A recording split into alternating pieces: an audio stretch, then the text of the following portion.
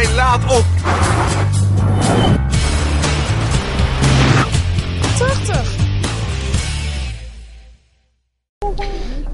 Okay, John, put it in drive, left back, left back, yeah, and drive away. And it reverted to the neutral. That's normal? No, to the drive, so yeah. Okay, and drive away. Okay. Okay, I'm sitting here with John Faye from ABN AMRO Principal Investments, and he's a banker. He's one of the good bankers, and you say there's a lot of good bankers, eh? Of course there are. Okay. Most bankers are perfectly fine. Yeah, we get. They have a little PR problem, or it's actually that the. It's actually that the. We can turn to the right here. Right. Yeah.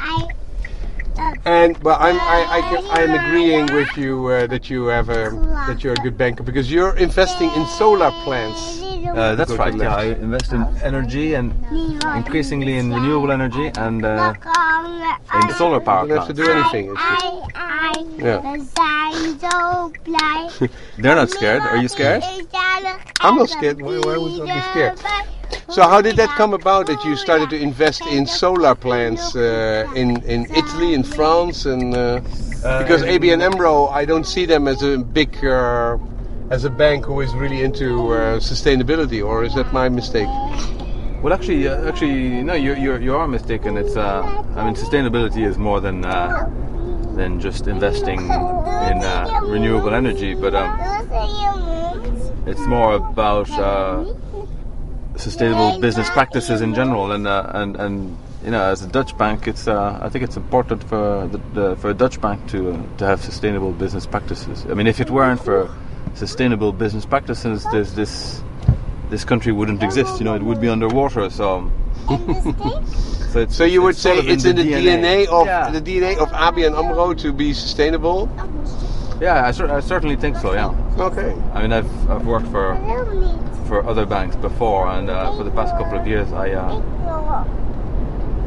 been with ABN AMRO, and I really feel that it is part of the Dutch way of doing business. Okay. But anyway, we're investing in renewable energy because it's good business. It's just it makes good economic sense. Mm-hmm. And yeah, I mean, it's also a way to do something sustainable. That's a bit of a plus, let's say.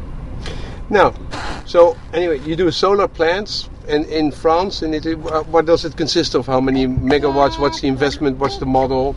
How do you do it? Well, right now we've actually invested in about 8 different power plants for a total of I think it's just under 11 megawatt right now. 11 megawatts. So it's 3 megawatts per plant. It depends. You have various plants, but turn right here. Right here? Yeah. Go Are you one sure? exit. Yeah. Are you going not too fast because Pamela needs to follow you? Yeah, I think I've lost her. I think I've lost my wife. No, she's behind. She's behind. Yeah, but do it calm. Your wife needs to just not worry about it so much. So, a 3 megawatt plant. Where can you put those nowadays? How much room do you need, and what's the investment? Well, you need about 2 to 3 hectares per megawatt in terms of surface. Okay. And the investment has actually gone down quite dramatically over the past couple of years. That's the beauty of this business. It's the price of panels, of photovoltaic panels, has actually gone down tremendously. About 60% in 18 months. It's crazy. So it's really it's really just a question of time before this becomes competitive with conventional power generation sources in places where you have high irrigation and high electricity prices. Mm-hmm. So Italy, California, Japan, all these places where you have very high electricity prices because of various reasons, and a lot of sun. It's a great competitive game at the moment. Yeah, I mean, you'll have great. Is it already competitive, or it will be competitive in a couple of years? It depends. I mean, it depends on who you ask, really, because you have. It's always difficult to compare the price of electricity generated by solar, and wind, for that matter, to conventional energy, because a solar power plant, once it's up and running, doesn't require any fuel, right? It doesn't require any gas, Yeah, coal. so it's capital cost. Yeah. Yeah, I mean, it's all the costs are front loaded, basically. So it makes it difficult to compare to conventional to a coal-fired power plant, because a coal-fired power plant will require coal throughout its economic life, and therefore you have to take assumptions on the price of coal in order to be able to compare it properly to to a solar power plant. But hold on, straight here. Straight. But so depending on the assumptions that you make, you have a different answer to the question: how long will it take before it's really achieving grid parity? In some places, I think that it already has. Wind power, for sure, already is competitive in many places, actually. More even than solar. Is solar not more compatible than more? I mean, solar is today where wind was 5 years ago in terms of maturity of the market, in terms of efficiencies gained in the technology, and but solar is a wonderful resource, because it's really unlimited.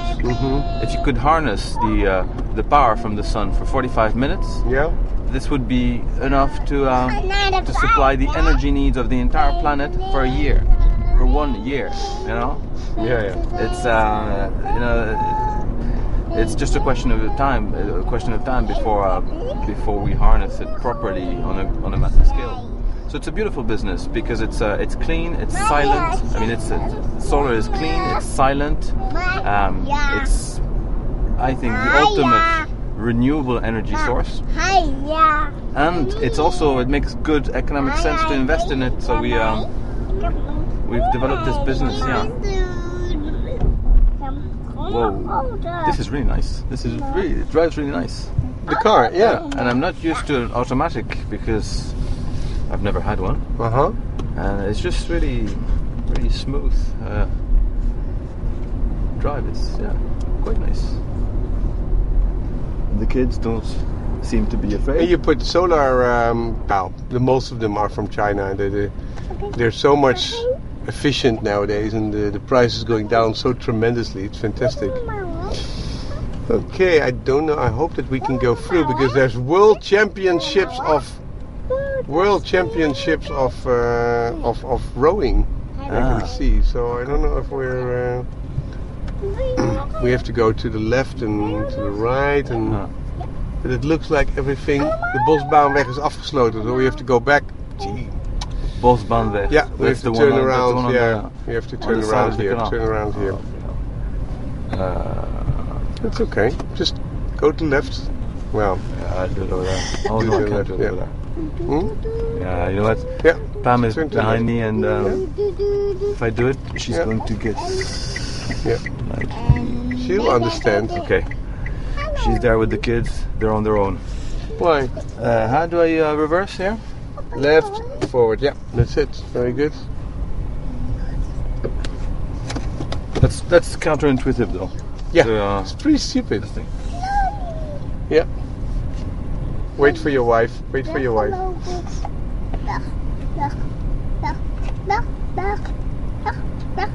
going straight afterwards, Is she managing? Oh my god, she's going to get stuck. No, she will be okay. Just wait here, Put it in park mode. So do you think we can park, maybe we can park over there? No, I'll just get us there. Don't worry. I'll just get us there. I just go straight here, huh? Yeah.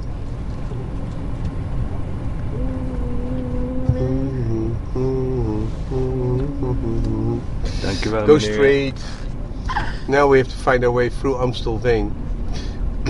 Oh, you want to go around the Yeah, we have to go straight and to the right and that way, find our way. Don't know how we do that. So But you know, 3 megawatt per plant is still very little, right? How much does it cost? What are the capital costs for a plant like that? Well, right now it's about 2 million euros per megawatt. 2 million euros. And how much was it 2 years ago? Almost 4. 4 million. So it's really half the cost. It's crazy.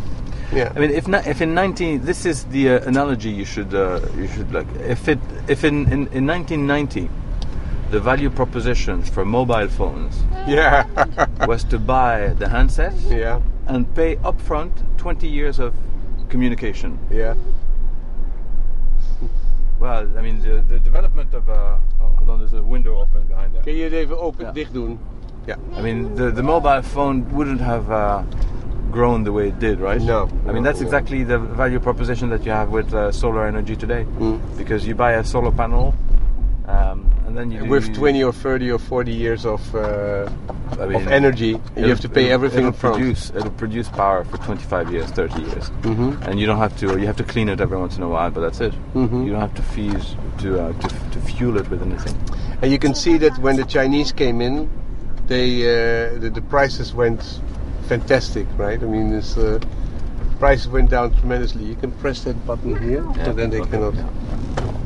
Well, I mean, you used to have a couple of polysilicon or manufacturing facilities in Europe of 200, 250, 300 megawatt of solar panels, and then the Chinese decided to build those manufacturing facilities on a bigger scale, and they're probably adding about a gigawatt every 3 months right now.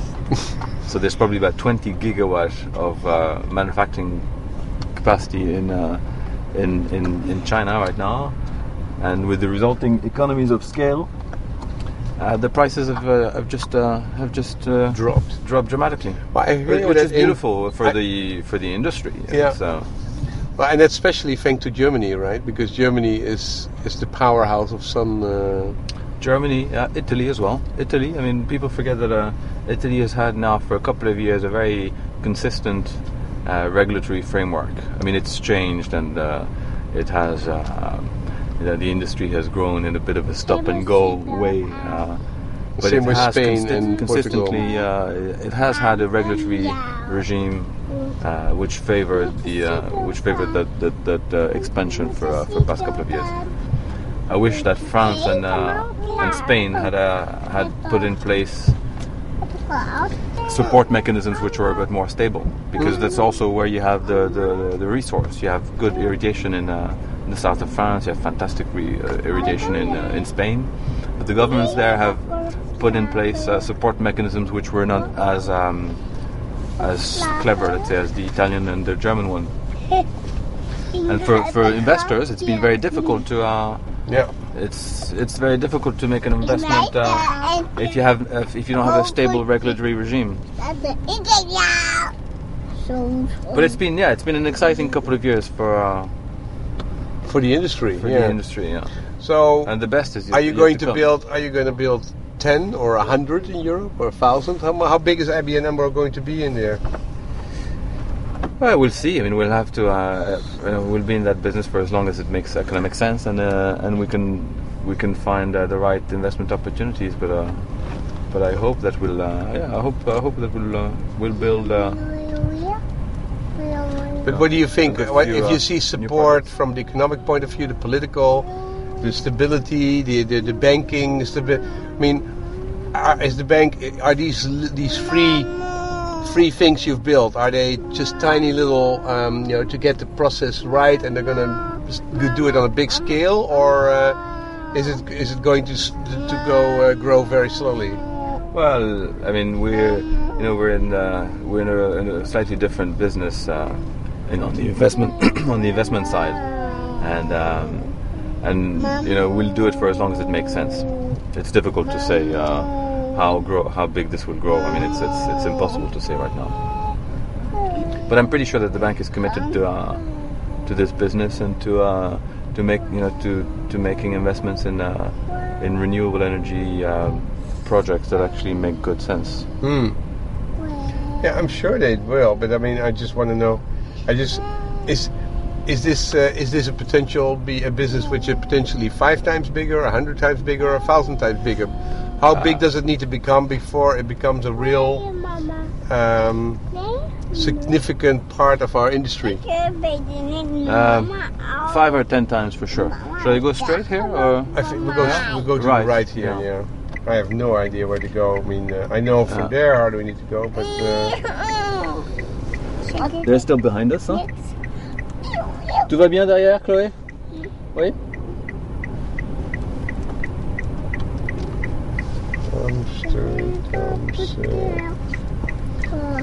Qu'est-ce que tu dis? Non, on peut pas toucher aux fenêtres, princesse.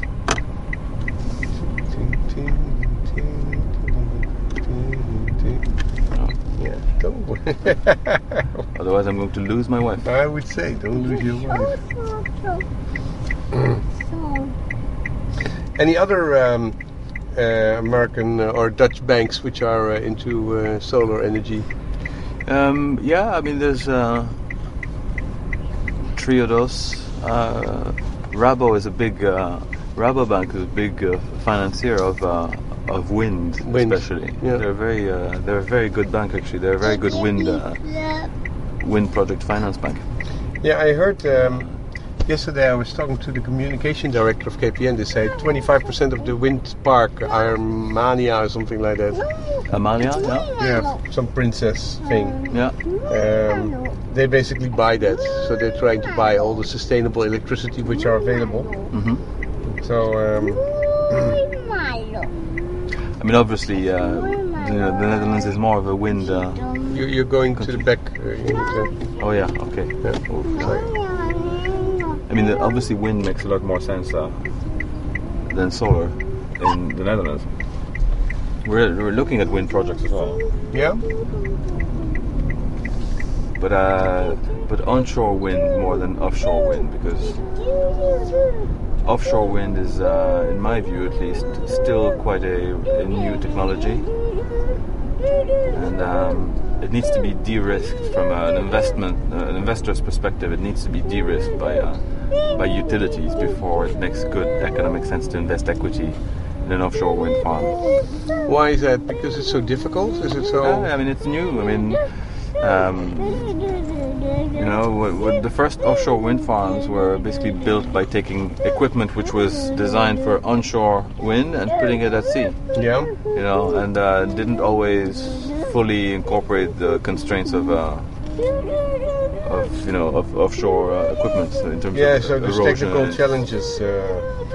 So it's only in recent years that you've had the right equipment being designed, and also in the North Sea, if you have to put a ship, if you have to sail to a wind farm which is 20, 30 or 50 kilometers offshore, and the weather isn't right,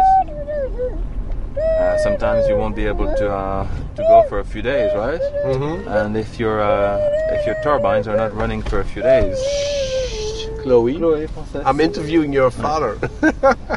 Of course, you have no idea what that means, but still.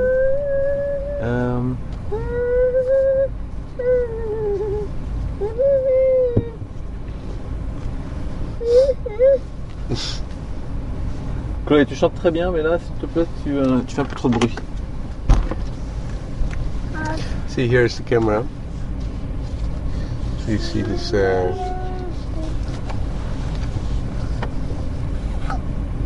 Alright. This is so cool. This is a camera as well, I guess. Mm-hmm. Yeah. So, I heard that in Holland we install 10 megawatts of solar energy a year in Holland, and we do 10 gigawatts. Here. No, we have to. It's still in the. The deviation path. Yeah. No, there is some solar being some put solar on roofs for sure. Yeah. I mean, it's 10 megawatts. It's 10 megawatts in Holland, so it's individuals mostly. Right? Yeah. And it's difficult to find the right surfaces. I mean, to put more than a couple of solar panels together. Right here, or oh no, it's still straight. Yeah, still straight. enormous amount. I think we go straight there. We go to the right there. It's impossible, Amstelveen, to get there to the right place. Oh, okay. I think I see a sign there. We have to go right after the petrol station.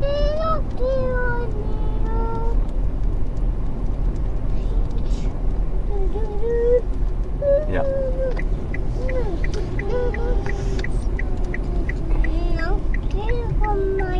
This is really nice. Really, really nice ride. I like it.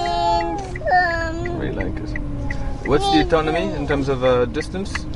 Well, you can see. So now I have 120 kilometers left. 120 kilometers, and that's...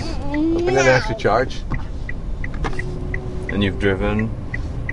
I've driven 20 kilometers or so. Yeah, something like that.